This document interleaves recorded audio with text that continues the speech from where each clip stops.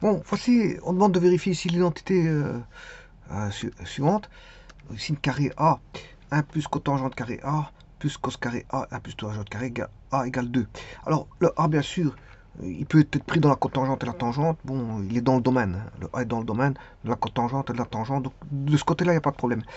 Alors, ceci étant dit, quand vous voyez une expression comme ça, pour ceux qui connaissent les formules, et bien sûr en trigonométrie, il faut les connaître par cœur, d'office. Donc celui qui ne connaît pas ces formules de trigonométrie, la première des choses, c'est d'aller les étudier et pas de faire les exercices sans les connaître.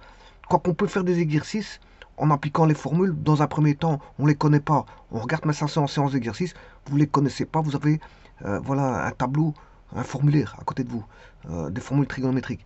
Maintenant, à un moment donné, vous pouvez plus regarder ce formulaire, parce qu'à l'examen ou à l'interro, vous ne pouvez pas avoir de formulaire. Donc à ce moment-là, vous devez les connaître par cœur. Et vous devez aller chercher la bonne formule au bon endroit. Enfin, au bon moment, la bonne formule au bon moment. Et donc ici, quand on regarde ça, normalement, ceux qui regardent l'énoncé, ils ont déjà la réponse. Je vous le dis tout de suite, ils ont déjà la réponse. Pourquoi? Parce qu'ils connaissent leur formule par cœur, et avec leur formule, ben, ça aide. Je veux dire, ça aide énormément. Alors, les formules, quelles sont-elles? Ben, c'est 1 plus tangente carré A, 1 plus cotangente carré A. Alors, vous pouvez les redévelopper. Hein. Bon, ici, bon, vous partez sur base de... Voilà, vous êtes retombé sur un cos carré ici, A, et là sur un sin carré A. Voilà. Mais ici, on ne demande pas de les développer, je vous le dis tout de suite. Euh, donc ici, vous savez très bien que vous allez avoir du de la séquente carré A. Et là, c'est la coséquente carré A. Voilà. Pourquoi? Parce que vous allez avoir ici sin carré A plus cos carré A. Et là, sin carré A plus cos carré A. Alors, je vais te les démontrer. Mais normalement, c'est une formule à connaître par cœur. Ça, vous devez taper. Quand vous voyez ça, vous devez taper ça direct. Quand vous voyez ça, vous devez taper. Alors, c'est pas compliqué parce que vous regardez juste le dénominateur de celui-là, c'est un sinus carré. Vous regardez le dénominateur de celui-là, c'est un cos carré. Et c'est ça qui va vous guider sur la formule. C'est ça qui va vous guider sur la formule. Voilà. Alors, ceci étant dit, ben, on peut directement travailler. Alors, je rappelle que la séquence carré, c'est 1 sur cosinus carré A. Et l'autre, c'est l'inverse voilà, du sinus carré A. Ce qui veut dire que sinus carré A, ben, c'est sinus carré A. Et 1 plus cotangente carré A, c'est celui-là, c'est 1 sur sinus carré A. Donc, et là, on obtiendra 1.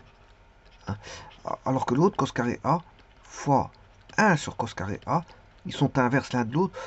Vous voyez qu'on aura 2. Hein. On le voit tout de suite. Alors, ce que je peux faire aussi,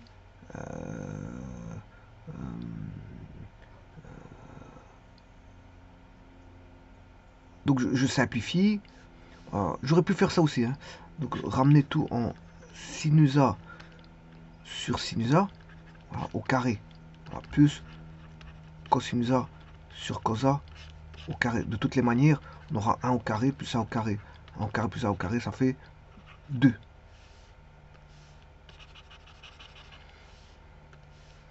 Donc, ce qui veut dire par ici, encore une fois, je répète, je ne cesserai de le répéter, quand vous faites la trigonométrie, il faut connaître les formules. Parce que s'il y a un timing à ça, s'il y a un timing, ben, vous voyez ça, vous devez mettre ceci direct. Il n'y a pas à développer. Vous voyez ça, vous devez mettre ça direct. Et parce que le temps est compté, le temps que vous fassiez voilà, ceci, ben, je veux dire, le temps passe. Et donc, vous gagnez du temps par rapport à votre timing qui, est, qui vous est intimement, comment on appelle ça, relié. On vous a dit, vous devez faire ça en 10 minutes, il faut respecter les 10 minutes. Voilà. On vous demande de faire ça en 5 minutes, il faut respecter les 5 minutes. Il peut y avoir un timing ici, 5 minutes. Voire 3 minutes, hein, parce que celui-ci, il va très vite. Hein. Si vous connaissez les formules, bon, en D en la minute, c'est fait. Hein. En D en la minute, c'est fait. Vous savez très bien que c'est 2. En D en la minute. Quand je dis en D1, c'est moins d'une minute. Hein. Voilà, donc le timing ici, il aurait pu être une minute. Si vous surpassez ce timing-là, ben, vous êtes plus bon. Vous êtes plus bon. Il y a un timing qui vous est donné ici. Voilà. Donc il faut suivre intimement, je veux dire, ce timing qui vous est donné. Il faut respecter, je veux dire, la consigne du temps. Voilà. C'est pas que résoudre l'exercice, mais vous devez faire l'exercice dans les temps. Donc ça demande la connaissance des formules. Parce que si vous ne connaissez pas vos formules, vous allez commencer à passer du temps à les démontrer sur le côté.